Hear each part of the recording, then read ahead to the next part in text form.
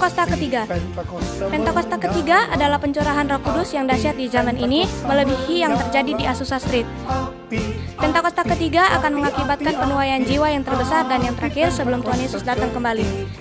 Pentakosta ketiga akan membangkitkan generasi Yeremia, yaitu anak-anak muda yang dipenuhi Roh Kudus, cinta mati-matian kepada Tuhan Yesus, tidak kompromi terhadap dosa, dan akan bergerak untuk memenangkan jiwa. Pentakosta ketiga lahir di Indonesia dan bergerak ke bangsa-bangsa. Gerakan ini dari timur ke barat dan akan kembali ke Yerusalem. Pentakosta ketiga akan memberikan kuasa untuk menyelesaikan amanat agung, dan setelah itu Tuhan Yesus datang kembali.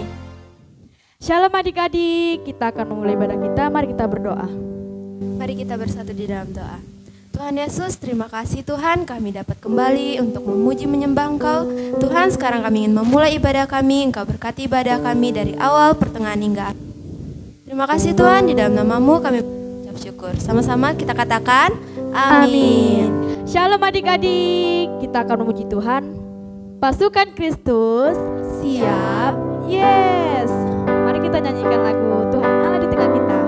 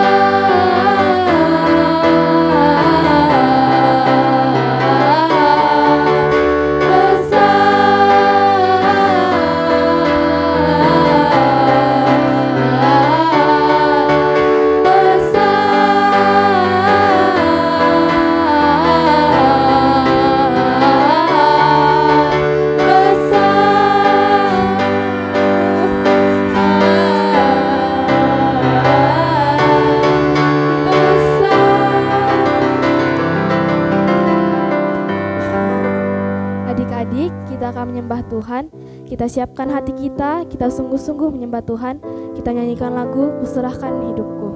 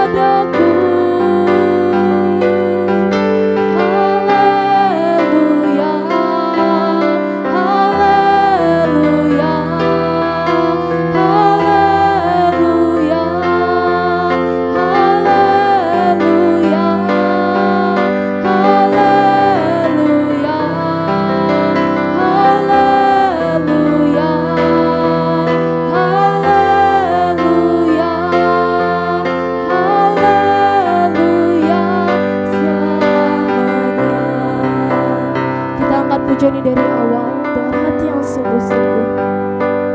Ku serahkan ya Tuhan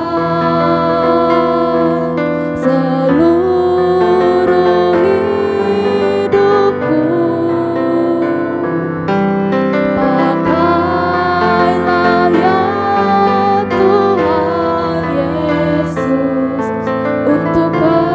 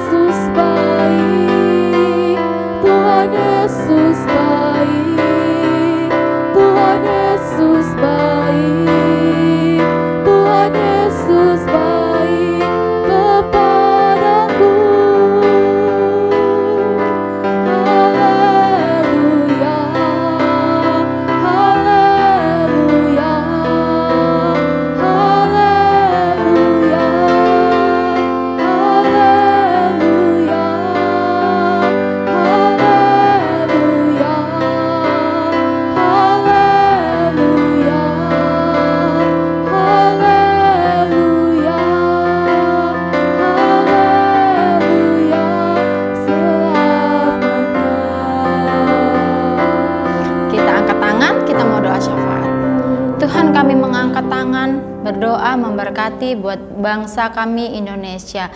Tuhan lawat negara kami, penyertaan Tuhan, perlindungan Tuhan ada untuk negara kami. Kasihi negara kami Tuhan. Tuhan juga memberkati untuk Presiden kami Bapak Joko Widodo beserta wakilnya. Hikmat daripada Tuhan ada bersama beliau, mampukan beliau untuk memimpin negara ini sesuai dengan kesatuan dan persatuan bangsa kami. Tuhan juga memberkati buat pemimpin rohani kami, buat Opa Niko beserta wakilnya. Tuhan berikan sehat, umur yang panjang, juga mampukan beliau untuk memimpin setiap gereja-gereja yang ada di wadah ini. Kami juga berdoa memberkati untuk kota di mana kami berdiri. Tuhan berkati Pekanbaru, Tuhan berikan kedamaian, Tuhan berikan kenyamanan untuk kota kami. Dan Tuhan juga memberkati untuk Opa Gede beserta wakilnya, juga untuk gereja GBI Gihon Rayon 12. Terlebih untuk setiap papa mama, untuk setiap adik-adik dimanapun berada, Tuhan senantiasa ada bersama-sama. Terima kasih Tuhan, kalau sebentar kami juga mau mendengar firman Tuhan. Berkati kami semua.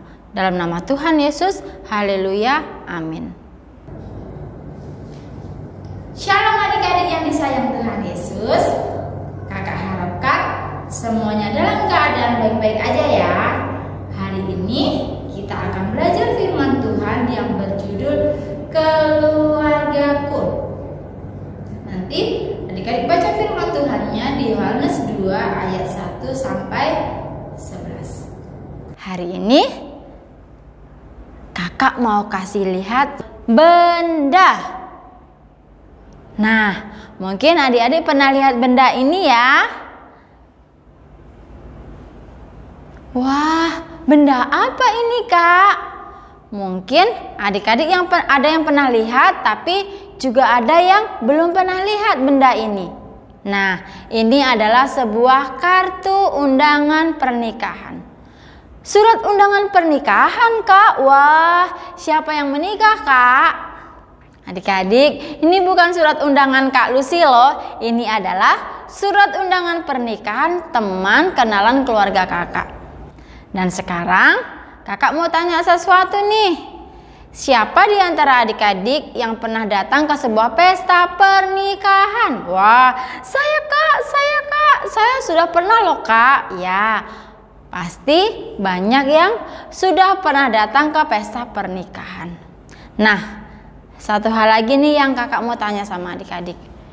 Waktu di tempat pesta, apa yang menurut adik-adik paling berkesan dan paling enak? Wah, makanannya kak enak dan banyak. Apalagi minumannya kak manis dan segar. Kuenya juga enak banget kak. Terus pengantinnya juga cantik dan ganteng. Pengantinnya senyum terus kak. Ramai undangan yang datang kak. Wah, pasti seneng ya. Hari itu rasanya semua bahagia dan senang.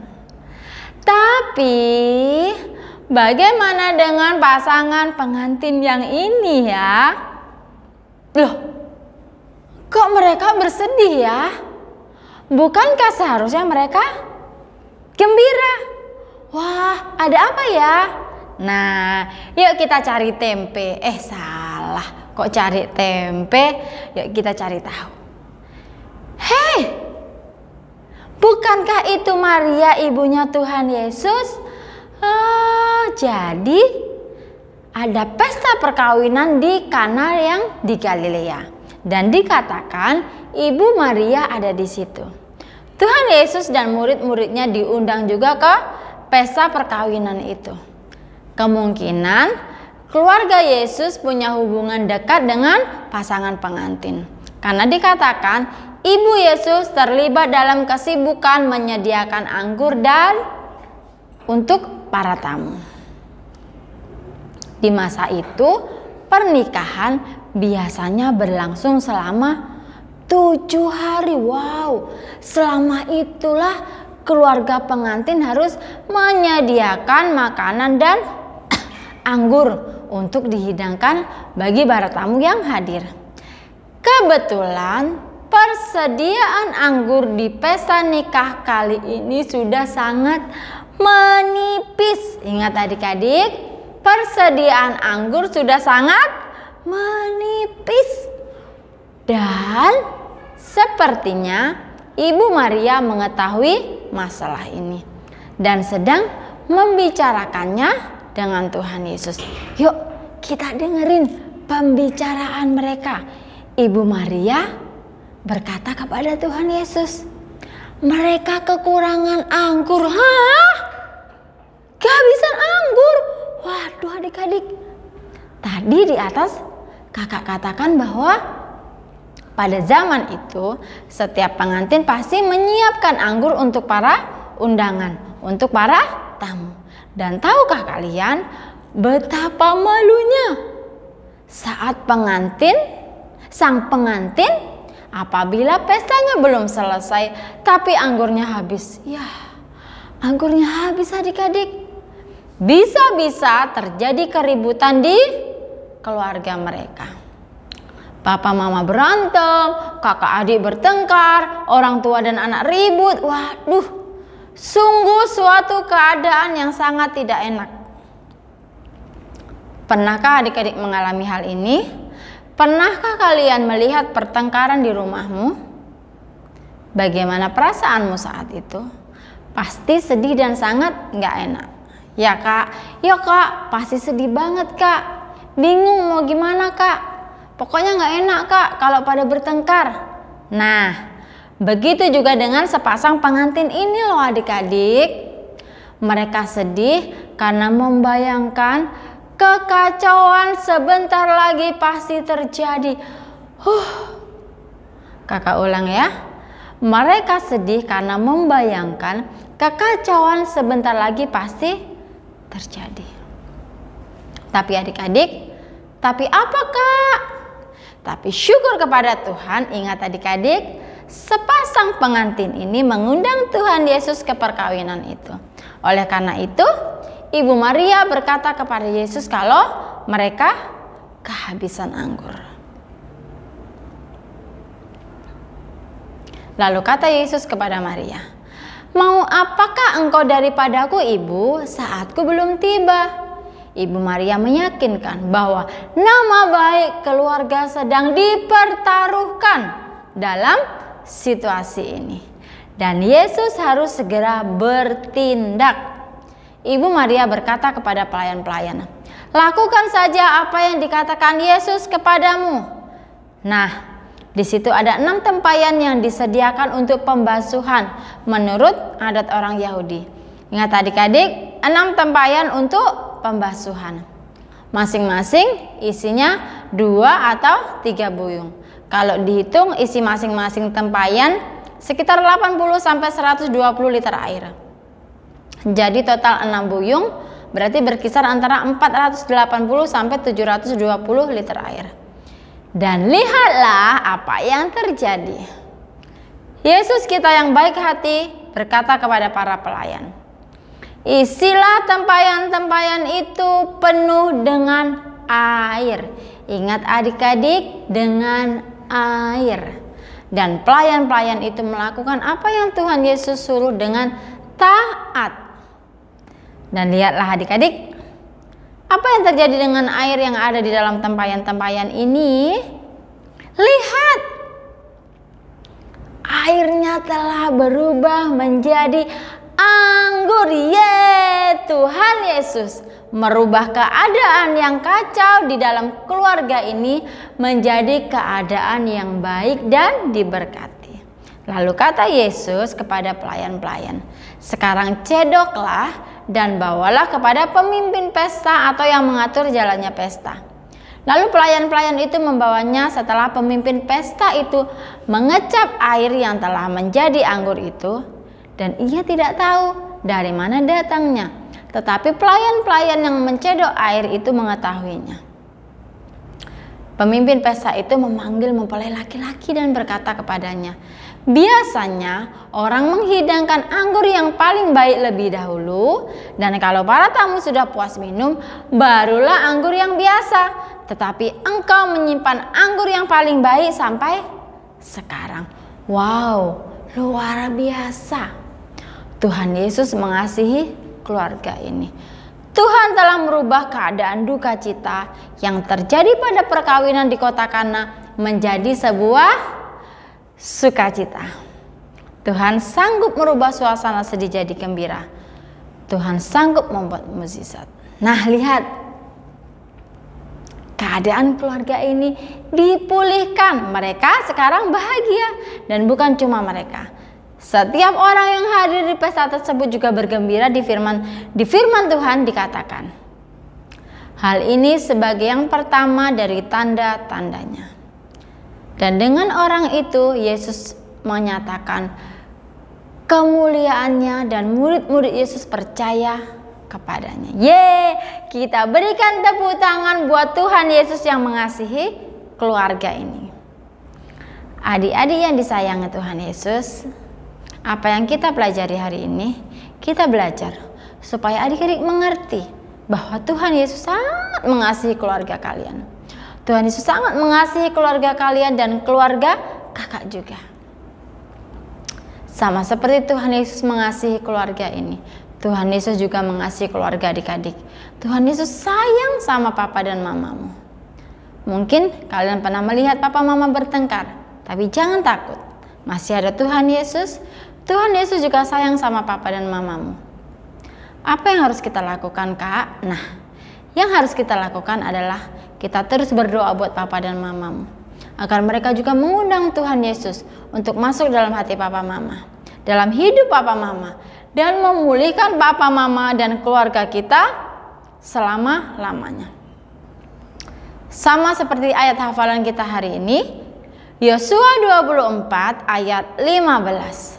Tetapi aku dan seisi rumahku, kami akan beribadah kepada Tuhan. Kita ulang 3 kali ya. Yosua 24 ayat 15. Tetapi aku dan seisi rumahku, kami akan beribadah kepada Tuhan. Kita ulang lagi. Yosua 24 ayat 15. Tetapi aku dan seisi rumahku, kami akan beribadah kepada Tuhan. Sekali lagi. Yohanes 24 ayat 15. Tetapi aku dan seisi rumahku, kami akan beribadah kepada Tuhan. Biarlah ayat ini menjadi doa dan kerinduan kita buat keluarga kita semua. Mari kita ambil sikap dan keputusan yang benar untuk melakukan firman Tuhan hari ini. Mari berdoa buat papa mama kita. Sebutkan nama papa mama kita dalam doa. Mari undang Tuhan Yesus hadir di hati papa mama kita. Tuhan Yesus hadir di keluarga kita. Tuhan Yesus menjadi Tuhan dan Raja atas keluarga kita. Tuhan Yesus memulihkan papa mama dan keluarga kita. Tuhan Yesus mengubah duka cita menjadi sukacita atas keluarga kita. Yuk, sekarang tundukkan kepala. Tutup mata kalian. Kakak nggak bisa melihat kalian, tapi Tuhan melihat. Terlebih Tuhan melihat hati kalian. Hari ini kita berdoa buat keluarga kita. Apapun kondisi kalian hari-hari ini, jangan berhenti berdoa. Jangan berhenti berharap. Karena masih ada kasih Tuhan yang utuh untuk setiap keluarga-keluarga. Karena masih ada belas kasih Tuhan untuk setiap keluarga-keluarga yang mengandalkan Tuhan Yesus. Kita sungguh-sungguh, kita mengangkat tangan berserah sama Tuhan. Tuhan, Engkau melihat tangan-tangan yang terangkat. Engkau melihat hati setiap adik-adik. Tuhan melihat setiap keluarga-keluarga yang ada. Kalau hari ini, setiap adik-adik yang melihat tayangan ini, Tuhan akan menolong hidup kalian. Tuhan akan memulihkan kondisi papa mama kalian. Tuhan akan memulihkan kondisi keuangan papa mama kalian. Tuhan akan memulihkan kondisi kesehatan papa mama kalian.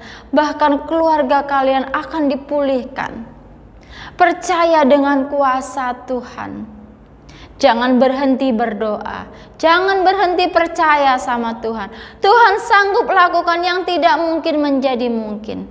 Satu hal yang Tuhan mau, adik-adik, papa mama, percaya.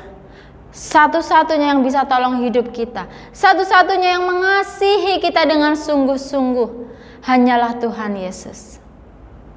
Kami rindu ada pemulihan demi pemulihan untuk keluarga-keluarga. Dan kami juga percaya, kami sudah terima pemulihan itu. Terima kasih Tuhan untuk setiap kebenaran firman-Mu hari ini. Dalam nama Tuhan Yesus, sama-sama katakan, amin. Tuhan Yesus memberkati. Dalam lindungan Allah, orang yang duduk dalam lindungan yang maha tinggi dan bermalam dalam naungan maha kuasa akan berkata kepada Tuhan, tempat perlindunganku dan kubu pertahananku, Allahku yang kupercayai. Sungguh, Dialah yang akan melepaskan engkau dari jerat menangkap burung, dari penyakit sampar yang busuk. Dengan kepaknya ia akan melindungi engkau, di bawah sayapnya engkau akan berlindung. Kesetiaannya ialah perisai dan pagar tembok. Engkau tak usah takut terhadap kedahsyatan malam, terhadap panah yang terbang di waktu siang, terhadap penyakit sampar yang berjalan di dalam gelap, terhadap penyakit menular yang mengamuk di waktu petang. Walau 1000 ngerbah di sisimu dan 10.000 di sebelah kananmu, tetapi itu tidak akan menimpa kamu. Engkau hanya menontonnya dengan matamu sendiri dan melihat pembalasan terhadap orang-orang fasik. Sebab Tuhan ialah tempat perlindunganmu. Yang maha tinggi telah kau buat tempat perteduhanmu. Malapetaka tidak akan menimpa kamu dan tulah tidak akan melekat kepada kemahmu. Sebab malaikat-malaikatnya akan diperintahkannya kepadamu untuk menjaga engkau di segala jalanmu.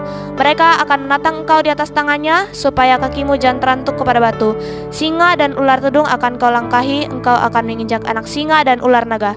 Sungguh hatinya melekat kepadaku, maka aku akan meluputkannya. Aku akan membentenginya, sebab ia mengenal namaku. Bila ia berseru kepadaku, aku akan menjawab. Aku akan menyertai dia dalam kesesakan. Aku akan meluputkannya dan memuliakannya. Dengan panjang umur akan kukenyangkan dia, dan akan kuperlihatkan kepadanya keselamatan daripadaku. Shalom anak-anak yang Opa kasihi di dalam nama Tuhan Yesus. Mari, angkat tanganmu di hadapan Tuhan dan terimalah berkat dari Dia. Kiranya kasih karunia dan anugerah dari Allah Bapa di dalam putranya yang tunggal, Yesus Kristus, dan persekutuan yang manis dari Roh Kudus memberkati setiap anak-anak di dalam nama Tuhan Yesus mulai sekarang sampai selama-lamanya. Amin.